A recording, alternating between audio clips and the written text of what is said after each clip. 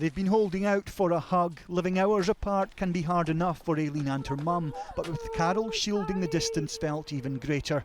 Now though, they can be much closer. She's my baby, and I just love to kiss her and cuddle her. I was missing that so much.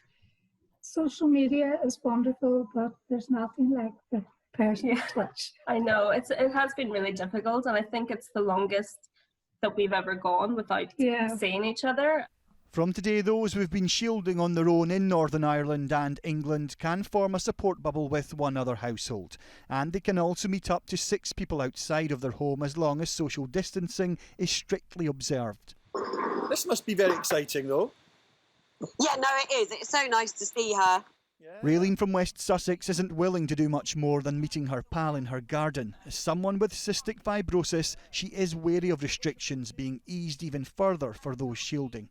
I'm still going to be very anxious. I don't think I'm going to be going to any shops or any restaurants, even when it's lifted, for a long time, because I don't want to waste these 4 months being protective.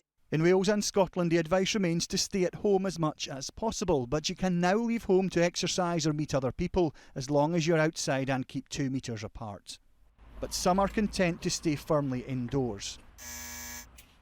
In Paisley, Roslyn, who has a number of health conditions, hasn't gone far from her front door since March and is fine with that. I think it's basically prepared me for lockdown. Just simply because I got used to being on my own a lot. I get used to being able to not leave the house a lot. It's patience. It's just down to patience. Our most vulnerable have had to accept the least amount of freedom. While many of those shielding do welcome some normality, for others the outside world is still too much of a risk. Alan Jenkins, 5 News.